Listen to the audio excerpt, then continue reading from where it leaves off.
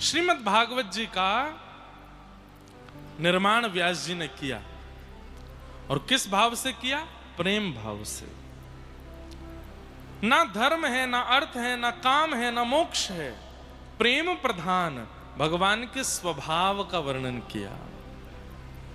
इसलिए भागवत जी सर्वजन हिताय सर्वजन सुखाय और सबको प्रिय लगने वाली। भागवत जी का निर्माण करके वेदव्यास जी ने अपने पुत्र श्री सुखदेव जी को प्रदान किया। सुखदेव जी ने यही भागवत की कथा परीक्षित महाराज को सुनाई। प्रश्न किया कि परीक्षित जी कौन हैं? तब बताया कि ये पांडवों के वंशधर हैं। अर्जुन के पुत्र हुए अभिमन्यु, जिनको चक्रव्यूह में मार दिया था, उन्हीं अभिमन्यु की पत्नी है उत्तरा और उनके गर्भ से जन्म हुआ परीक्षित का। मतलब ये अर्जुन के पौत्र हैं, पुत्र के बेटे परीक्षित। परीक्षित जी महाराज का प्रादुर्भाव हुआ। बीच में कुछ महाभारत का प्रसंग सुनाया, किस प्रकार अश्वत्थामा ने सोते हुए द्रौपदी के 5 बालकों को मार दिया और भगवान ने द्रौपदी को अपना नाम दिया।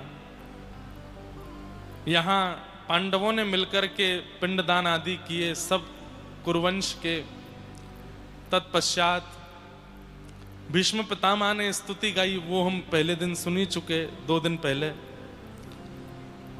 भगवान अब द्वारिका जाने को तैयार हुए। इतने दिन से पांडवों के पास ही थे। आज भगवान ने वापस द्वारिका जाने का मन बनाया। बंधुओं, एक बात कभी आपके मन में आती है कि पांडवों में ऐसा क्या है कि ठाकुर जी उनके साथ खड़े रहे? ऐसे कौन से लक्षणों से पांडव युक्त हैं कि भगवान ने उनका साथ दिया? धर्म की यदि बात करें तो धर्म तो भीष्म पितामह में भी था। गुरु तत्व की बात करें तो कृपाचार्य, द्रोणाचार्य जैसे महागुरु भी कौरव पक्ष में थे। बल की यदि बात करें तो दुर्योधन बहुत बलवान था। और अर्जुन के जैसे प्रेम की बात करें तो कर्ण में भी बहुत प्रेम था। लेकिन ठाकुर जी ने पांडवों को ही क्यों चुना, कौरवों को क्यों नहीं चुना? हैं तो दोनों ही भाई भगवान के। तब पांडवों के 5 लक्षण बताए और उन 5 लक्षणों के साथ 2 विशेष लक्षण बताए हैं। ये 5 लक्षण और 2 विशेष लक्षण जिनमें होते हैं, ठाकुर जी उन्हीं का संग करते हैं। कौन कौन से लक्षण हैं? ध्यान से सुनो। युधिष्ठिर, भीम, अर्जुन, नकुल और सहदेव, ये 5 पांडव हैं। बहुत ध्यान से सुनिएगा। सबसे पहला नाम है युधिष्ठिर का। युधिष्ठिर के अंदर धर्म है। धर्मराज युधिष्ठिर उनका नाम कहा जाता है। युधिष्ठिर के पास धर्म है। भीम का स्वरूप बल है। भीम बल का स्वरूप है।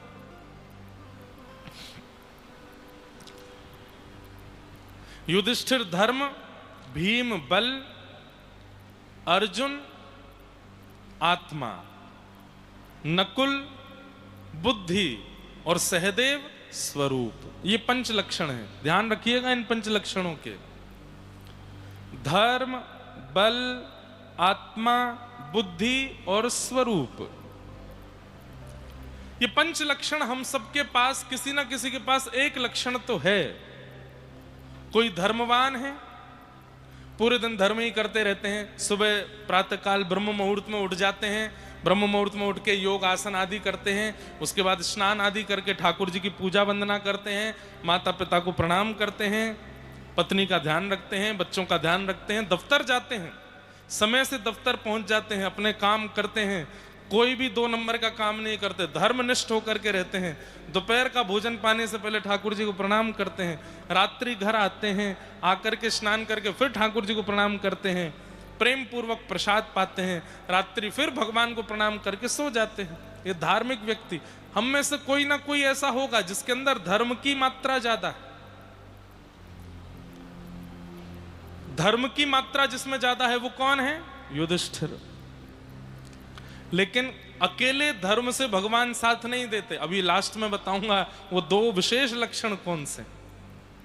तो धर्म युधिष्ठिर, दूसरा है बल। किसी के पास बल की योग्यता ज्यादा है। बल कितने प्रकार के होते हैं? अनेक प्रकार के बल हैं। कोई शारीरिक बल है, किसी के पास बौद्धिक बल है, बुद्धि बहुत तेज है, किसी के पास धन बल है, किसी के पास मनोबल है। मनोबल कैसा होता है? चाहे कैसी परिस्थिति आ जाए टूटता नहीं है, हारता नहीं है, मनोबलवान है। कोई मन से बलवान है, कोई धन से बलवान है। धन वृद्धा आयुर्वृद्धा ते सर्वै ज्ञान वृद्धश्च। कोई ज्ञान में बलवान है, कोई धन में बलवान है, कोई शरीर में बलवान है। किसी के पास बल है, किसी के पास धर्म है, किसी के पास में आत्मा, आत्मा यानी कि आत्म कल्याण की भावना। वो जी ही इसी भाव से रहा है कि मुझे अपना कल्याण करना है, मुझे अपना उद्धार करना है। यह अर्जुन का स्वभाव है। चौथा लक्षण है बुद्धि और पांचवा लक्षण है स्वरूप, सुंदरता। ये पंच लक्षण पांडवों के अंदर हैं, लेकिन इन पांचों के साथ एक विशेष लक्षण चाहिए और वह है द्रौपदी। द्रौपदी का विशेष लक्षण क्या है? दया। अब हर एक लक्षण के साथ दया को जोड़ो। धर्म है लेकिन दया नहीं है तो ठाकुर जी साथ नहीं देंगे। धर्म के साथ दया होगी तो ही ठाकुर जी साथ देंगे। मतलब युधिष्ठिर के साथ द्रौपदी। क्योंकि धर्म है लेकिन दया नहीं है तो धर्म के नाम पर कई लोग बहुत निर्दयी हो जाते हैं, जिन्हें कई बार कट्टरपंथी भी कहा जाता है। इतने कट्टर हो जाते हैं, इतने कट्टर धर्म के नाम पर हो जाते हैं, किसका भला कर रहे हैं, किसका बुरा कर रहे हैं, किसको मार रहे हैं। अरे कहीं कहीं तो जीव हिंसा धर्म के नाम पर कर दी जाती। सब लोग इधर देखो, कथा सुनो। ये ना रसगुल्ला शुगर ना कर दे इसलिए पहले नीम खवाई जा रही है आपको, फिर नंद घर आनंद भयो जय कन्हैया वो रसगुल्ला खवाए जाएंगे। तो ये नीम जरूर चख लीजिए। ये ज्ञान रूपी नीम, करेला आदि आदि ये बढ़िया औषधि खानी चाहिए। हाँ, सुबह उठते ही सबसे पहले पौष्टिक आहार लेना चाहिए। तो कथा के प्रारंभ में पौष्टिक ज्ञान सुनो और कथा के विश्राम में फिर प्रेम में डूबेंगे, इसलिए ध्यान से सुनो। क्या बता रहा था मैं? हाँ, धर्म में यदि दया नहीं है तो ठाकुर जी आपका साथ नहीं देंगे। धर्म में निर्दयता कैसी आ जाती? कई लोग मंदिर जाते हैं और मंदिर जाते हैं बड़ा शुद्ध बन के जाते हैं, नए कपड़े पहन के जाते हैं, तिलक स्वरूप लगा के जाते हैं, गले में कंठी माला पहन के जाते हैं, हाथ में थाली लेके जाते हैं, उसमें सामग्री लेके जाते हैं। लेकिन दूसरे व्यक्ति को बड़ी ओछी नजर से देखते हैं। दूसरा जो मंदिर आया है, तुम क्या सेवा करोगे, हम करते हैं, हम तो ये वाली स्तुति सुनाते हैं, ऐसा जल डालते हैं, हम तो गाय का दूध लेके चढ़ाने आए हैं, उस मंदिर का प्रसाद लाए हैं, ऐसा करते हैं। मंदिर जा रहे हैं वहां पर भी ईर्ष्या, कथा सुनने जा रहे हैं उसमें भी कहीं ना कहीं ईर्ष्या। मेरी जगह पे तुम कैसे बैठ गए, मैं बैठा था यहां पहले दिन से। पौनी मारते हैं, पीछे गेड़ देते हैं। धर्म में दया नहीं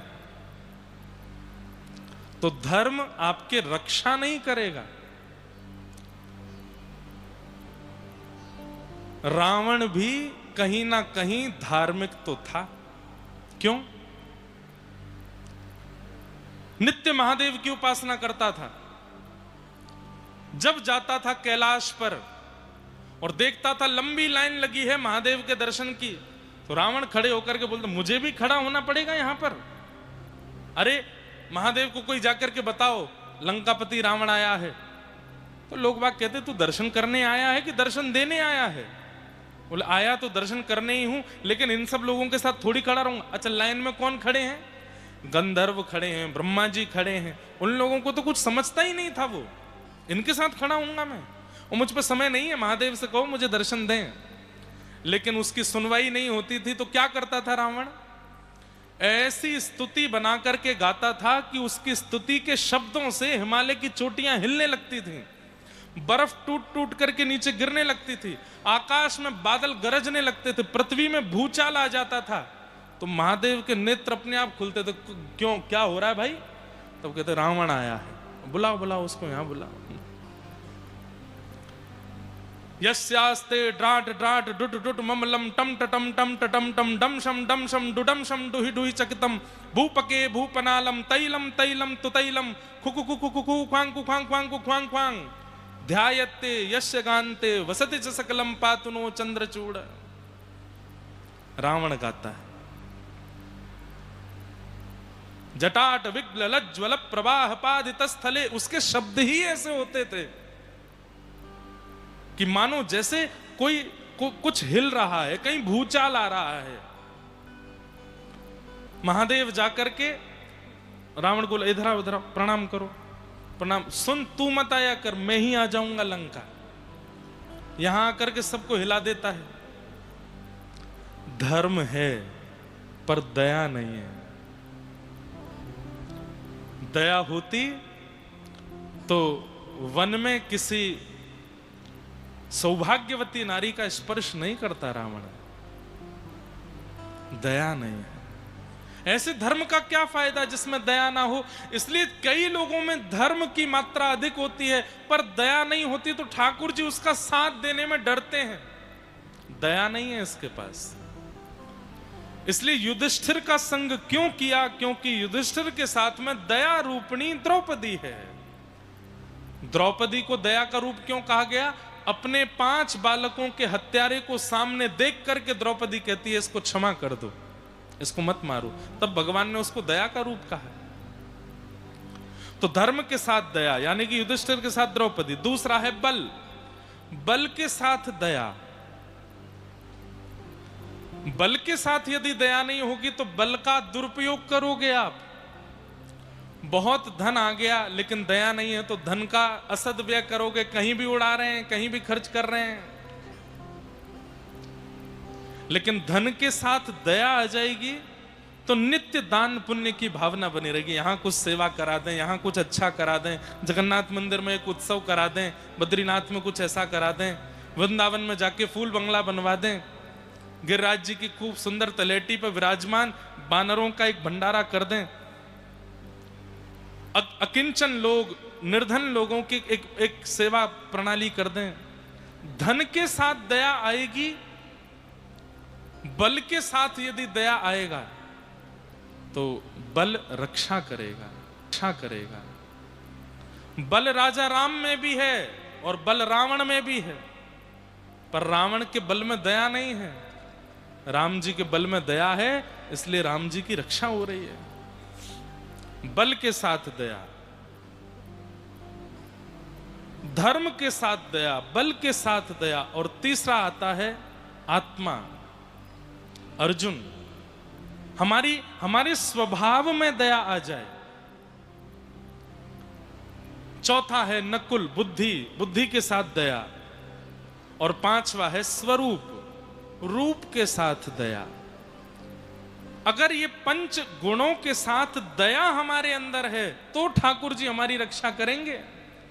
नहीं तो इस संसार रूपी महाभारत में ये 5 लक्षण कौरवों में भी हैं, उनमें भी धर्म है, उनमें भी बल है, उनमें भी आत्मा है, उनमें भी बुद्धि है, उनमें भी स्वरूप है, लेकिन दया नहीं है। दया धर्म को मूल है। इसलिए अपने गुण में दया का एक संपुट लगाओ, तब ठाकुर जी रक्षक बनते। पांडवों की भगवान ने खूब रक्षा की। आज द्वारिका जैसे ही भगवान पहुंचे, कुछ दिन बाद ठाकुर जी को खबर मिली कि उत्तरा के गर्भ के बालक ने जन्म लिया है, जिस बालक की रक्षा स्वयं भगवान ने गर्भ में जाके की थी। ठाकुर जी पुनः हस्तिनापुर लौट करके आए और उस बालक को गोद में लेकर के ठाकुर जी ने उसका मधुर दर्शन कराया। उसी बालक का नाम परीक्षित हुआ। ठाकुर जी लौट करके द्वारिका गए। कुछ महीने वर्ष बाद भगवान अपनी लीला पूरी करके स्वधाम पधार गए। ये खबर अर्जुन ने जब पांडवों को बताई तो समस्त पांडव स्वर्गारोहण को प्रस्थान कर गए और छोटे से बालक परीक्षित को राज्य गद्दी पर बिठा दिया।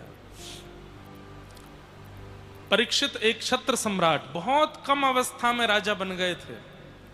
धीरे धीरे ब्राह्मणों के नेतृत्व में बड़े हुए, जन्मेजय आदि इनके पुत्र विवाह भी हो गया था। एक दिन परीक्षित भ्रमण करते हुए जब निकले तब उन्हें दिखा कि काला काला व्यक्ति बैल के 3 पैर काट चुका है, चौथे पैर को काट रहा है। ये काला व्यक्ति कोई और नहीं है, यही कलयुग है। और वो बैल कोई और नहीं, धर्म है। धर्म के 4 चरण होते हैं, सत्य, दान, दया और पवित्रता। पवित्रता, दान और दया, ये 3 पैर कलयुग में कट चुके हैं धर्म के। पवित्रता नहीं है हम लोगों में। नहाने को पवित्रता मत कहा कीजिए। कर्मा बाई, हमने सुना है कई बार बिना नहाए भी खिचड़ी बनाती थी, ठाकुर जी जाते थे पाने के लिए। स्नान पवित्रता नहीं होता, मन बुद्धि के विचारों का शुद्ध होना पवित्रता होता। पवित्रता किसको कहते हैं? आपसे किसी ने आकर के कहा, अरे वो 4 नंबर गली में व्यक्ति रहता है ना, बोल हाँ उसके घर तो ऐसा हो गया और वो तो ऐसा है, अरे बड़ा निकृष्ट है, बड़ा ऐसा है। लेकिन आपने प्रत्युत्तर में क्या? भैया किसी की निंदा मत करो, किसी के बारे में बुरा नहीं हो, ठीक है संसार है। आपको भी किसी ने बोला होगा, देखा तो नहीं ना आपने? नहीं देखा तो नहीं, कोई बोल रहा था, उसके घर का ही बोल रहा था मुझसे। फिर भी कई लोग ईर्ष्या में बोल देते हैं, आप क्यों उसकी निंदा कर रहे हो? यह है स्वभाव की पवित्रता। पर हम लोग तो अलग हैं, गॉसिप्स में तो हमको आनंद आता है।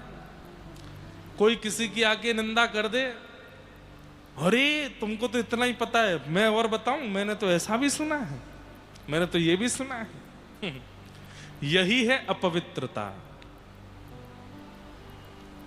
विचारों की अपवित्रता, बौद्धिक अपवित्रता।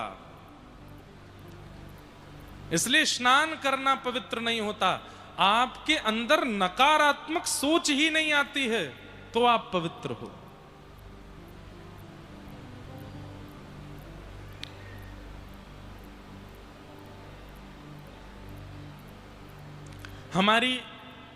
हमारे साथ तो कुछ ना कुछ होता ही रहता है।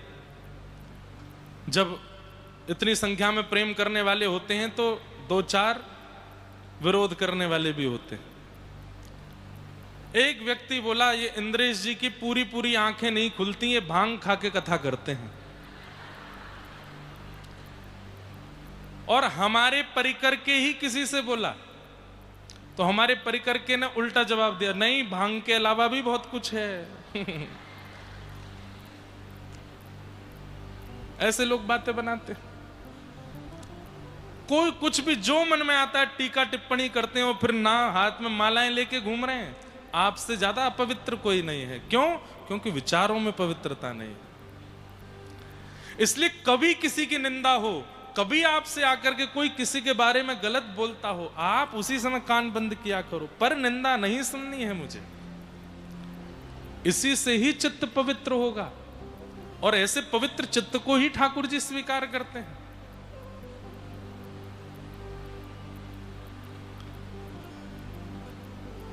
पवित्रता नहीं है कलयुग में, बस दिखावे की पवित्रता है। अच्छा पहन लेते हैं, श्रृंगार कर लेते हैं तो हम पवित्र नहीं।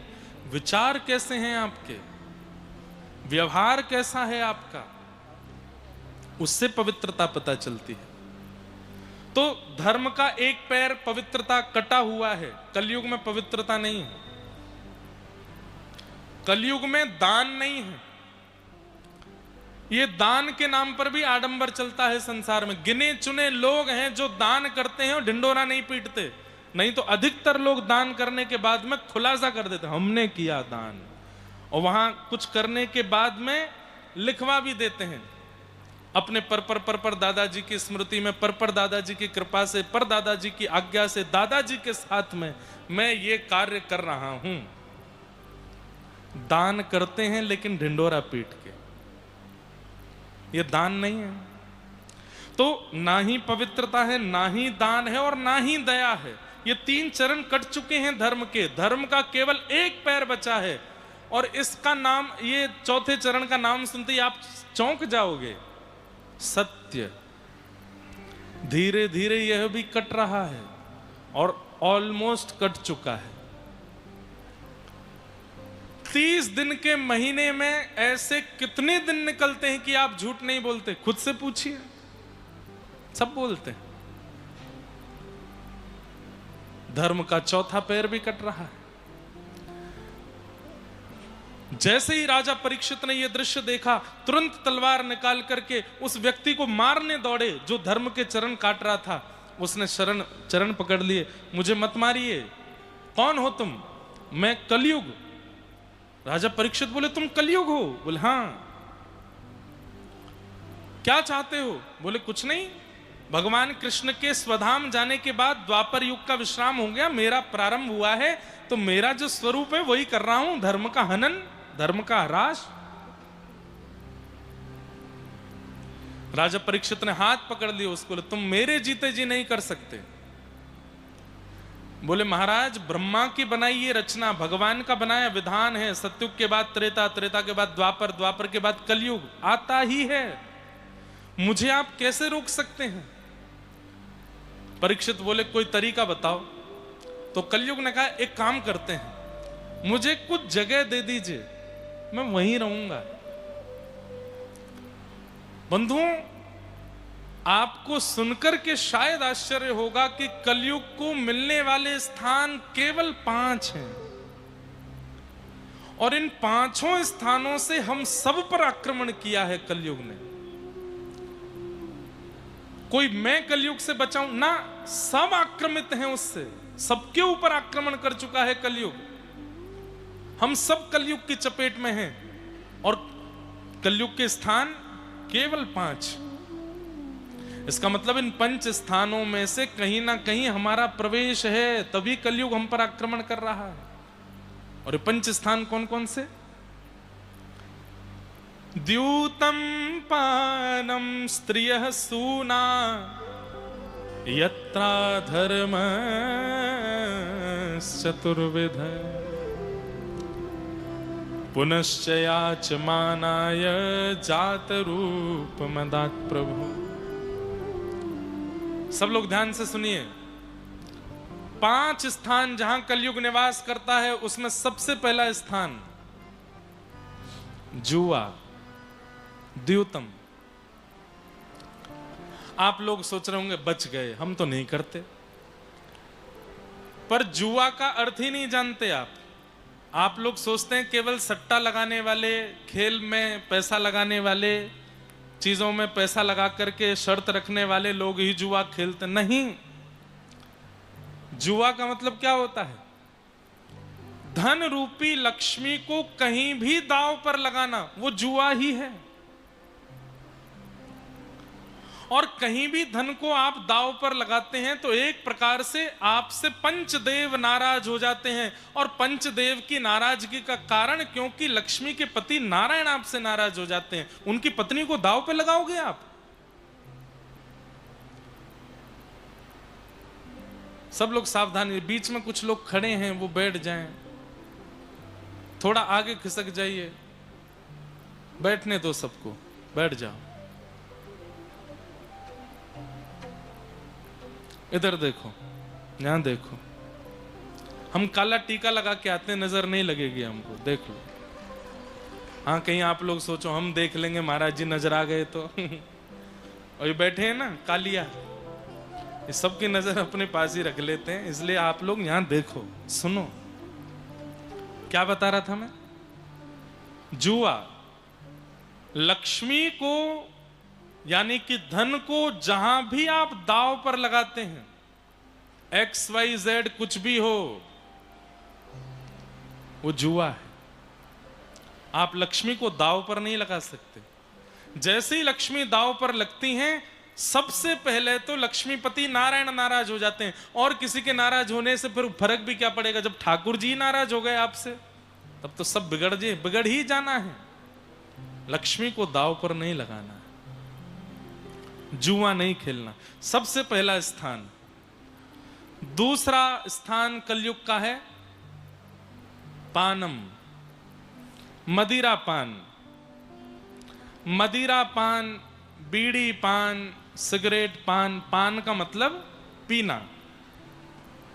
ये मदिरा, बीड़ी, सिगरेट, तंबाकू, जर्दा और जितनी भी निकोटिन यूज्ड वस्तु होती हैं, इन सब में कलयुग का निवास है। आपकी जिह्वा पर हर वो वस्तु जाकर जो ठाकुर जी को भोग ना लगाई गई हो। कई जगह तामसिक वस्तु देवताओं को अर्पित करने के बाद में दे दी जाती है।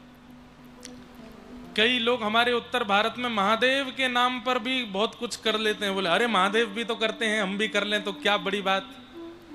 मैं कहता हूं जिस दिन महादेव को तुम मिल गए तो त्रिशूल सीधा हृदय में ही घुसाएंगे। मेरे नाम पर क्या क्या करके आया है संसार में। ये तो लोगों को पता है कि महादेव भांग ले लेते हैं, ये तो लोगों को पता है कि महादेव का प्रसाद इन इन वस्तुओं का लगता है, भैरव बाबा का प्रसाद इसका लगता है, देवी मैया का इसका प्रसाद हो जाता है, ऐसा लोग बोलते हैं। तो महादेव ने विष भी पिया था, एक आध बूंद रख लो जीभ पे, वो भी लेके देख लो। और रही बात शास्त्र प्रमाणों के अनुसार कहीं भी तामसी वस्तु किसी देवी देवता को अर्पित नहीं होती है। अन्य अन्य किन्हीं कारणों से, कहीं तंत्र के प्रभाव के द्वारा, कहीं अन्य अन्य भावों के द्वारा कुछ किया जाता हो तो बात अलग है, नहीं तो ठाकुर जी तो परम वैष्णव हैं। ठाकुर जी को कोई तामसी वस्तु नहीं। और हम तो कृष्ण उपासक, हम तो ठाकुर जी को, हम तो वैष्णव ही हैं। ठाकुर जी को तामसी वस्तु प्रिय नहीं।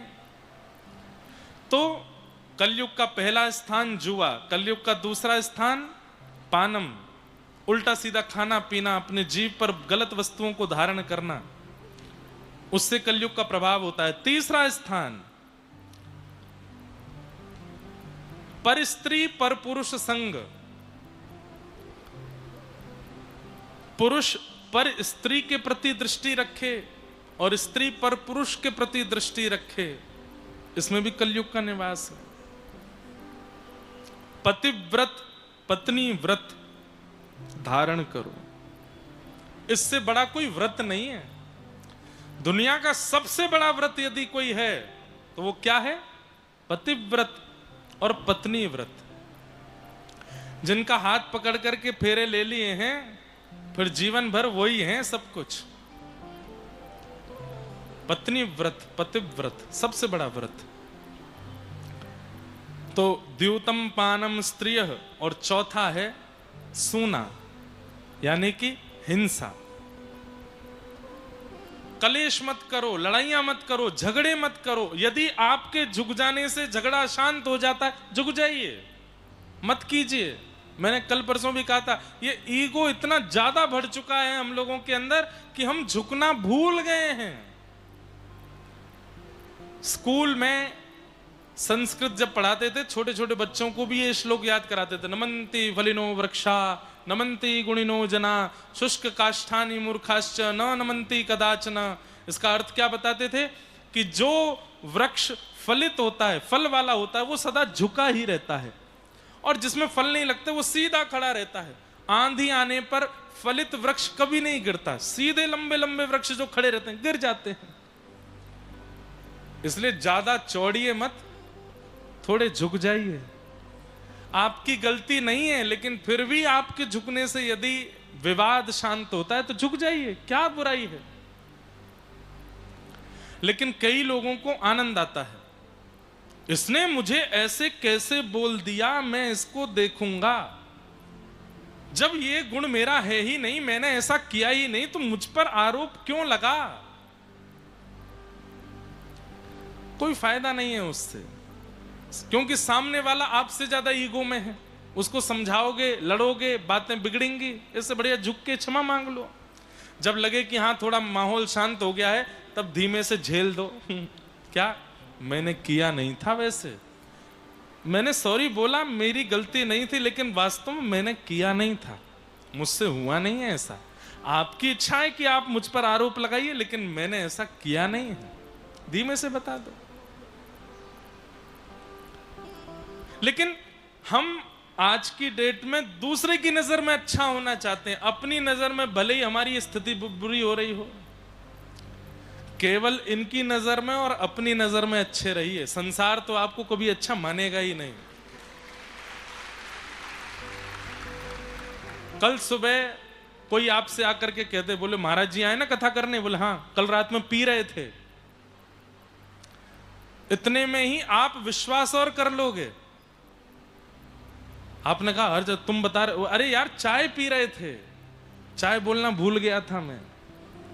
एक शब्द भूल गए तो आप विश्वास भी कर लोगे।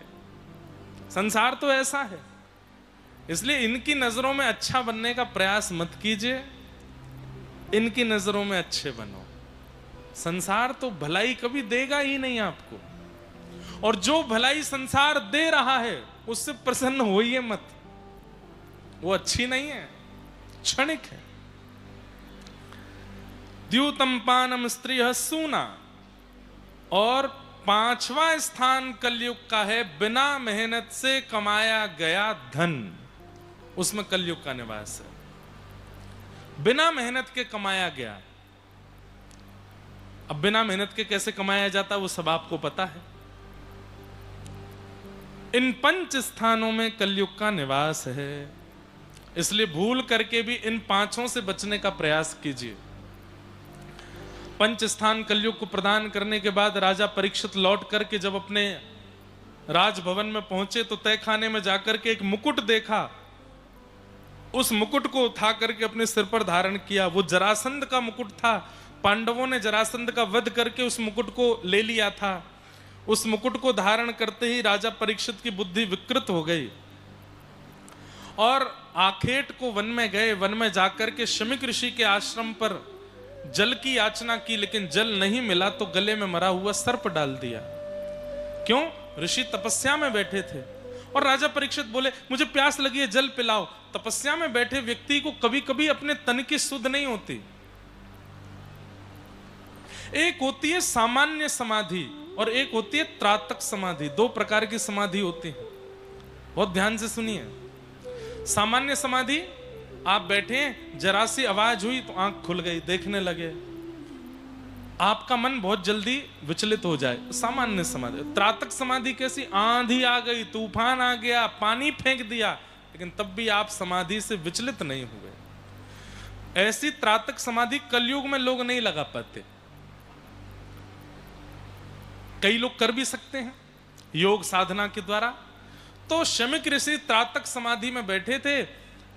उसी समय राजा परीक्षित ने कहा जल पिलाइए, लेकिन उन्होंने नहीं सुना। तो राजा परीक्षित को लगा मेरा अपमान कर रहे हैं, मैं जल मांग रहा हूं ये देते नहीं, तो मरा हुआ सर्प गले में डाल दिया। ये दृश्य शमीक ऋषि के पुत्र ने देख लिया और तुरंत मेरे पिता का अपमान करने वाला राजा परीक्षित, मैं श्राप देता हूं, आज के 7वें दिन तक्षक सर्प डस देगा और इसकी मृत्यु हो जाएगी। श्राप दे दिया।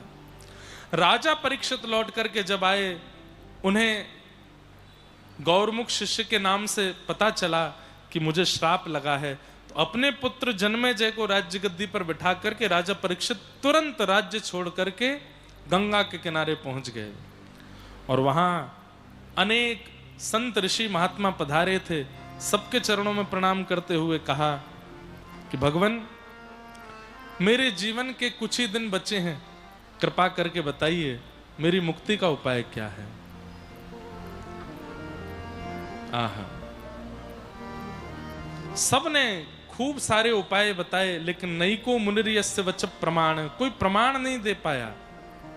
तभी वहां श्री सुखदेव जी का आगमन हुआ। तत्रा भवद भगवान व्यास पुत्रो यदिच्छया गामटमानो नपेक्ष अलक्षलिंगो निजलाभ पूर्णो निजलाभ तुष्टो व्रतस्य बालैरवधूत भेष। श्री सुखदेव जी का आगमन हुआ। चरणों में प्रणाम करते हुए परीक्षित जी महाराज ने कहा कि भगवान, जिसके जीवन के बहुत कम दिन बचे हैं उसको अपनी मुक्ति के लिए क्या करना चाहिए, कृपा कर मुझे बताओ। हाँ, चरणों में प्रणाम करके जब कहा, येषां संस्मरणात् पुंसा सद्यः सुद्यन्ति वै गृहा, किं पुनः दर्शनस्पर्श पादशौचासनादिभिः। हे नाथ, आप जैसे संत, आप जैसे ऋषियों का तो घर बैठ कर के स्मरण करने से हम पवित्र हो जाते हैं, आप मेरे सामने बैठे हैं, कृपा करके मुझे बताइए मैं ऐसा क्या करूं जिससे मेरे शेष जीवन जो है वो ठाकुर जी की सेवा में लग जाए और मुझे मुक्ति प्राप्त हो जाए। हे प्रभु मुझे बता दो चरण